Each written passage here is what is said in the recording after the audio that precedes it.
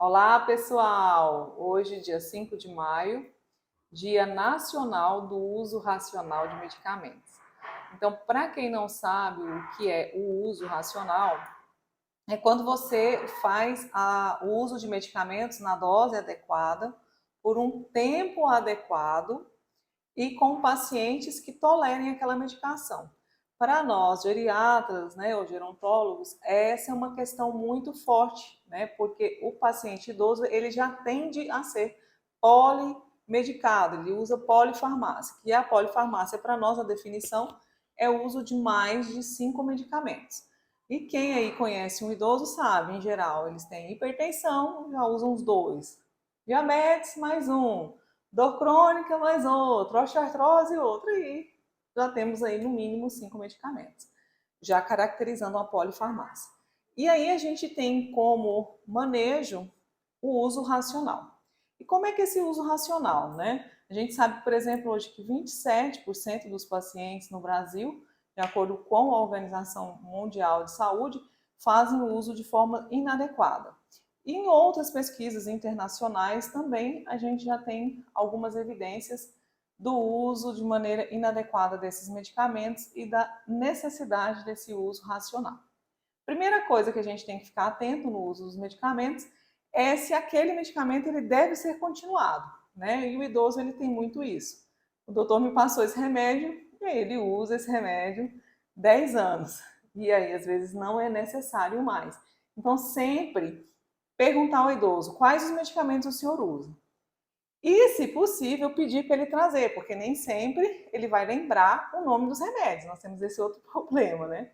Então, se ele puder trazer as receitas ou até mesmo a caixinha dos remédios, já ajuda bastante na consulta para que a gente possa fazer um levantamento correto das medicações.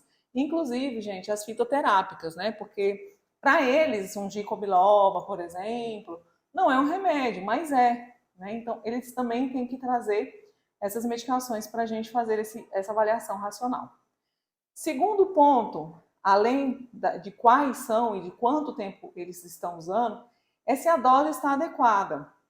Então, sempre quando você for acrescentar um medicamento, a gente tem que avaliar primeiramente. Será que esse medicamento que ele está usando, por exemplo, losartana para hipertensão, ele pode ser aumentado a dose antes de eu associar outro remédio? Se sim, seria a primeira opção. Então, sempre tentar a dose mais tolerável possível, né? E após essa dose tolerável, a associação, né? Acrescentar outro medicamento.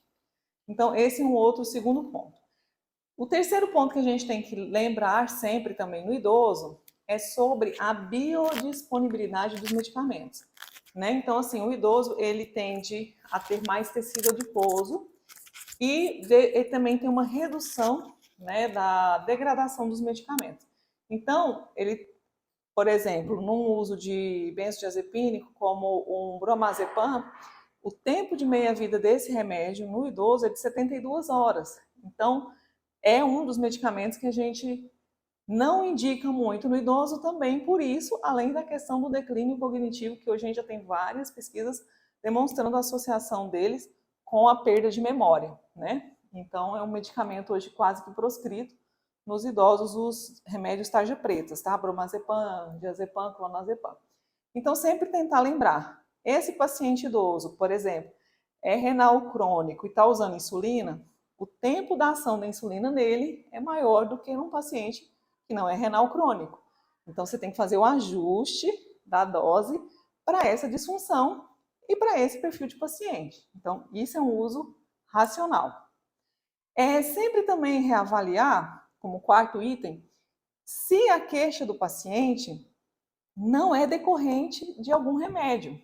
Por exemplo, esse paciente usa pregabalina. Essa pregabalina causa tontura.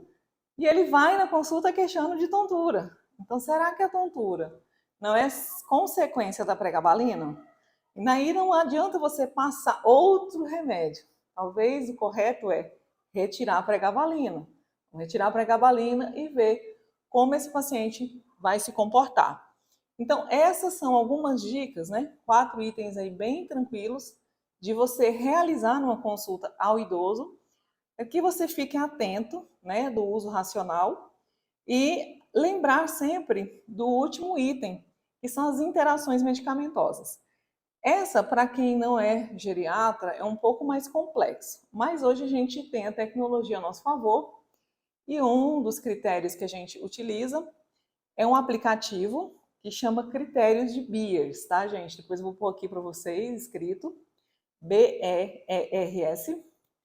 Esse aplicativo mostra as medicações de acordo com o sinal de trânsito, né? Então, se é uma medicação sinal vermelho, é uma medicação que você deve evitar.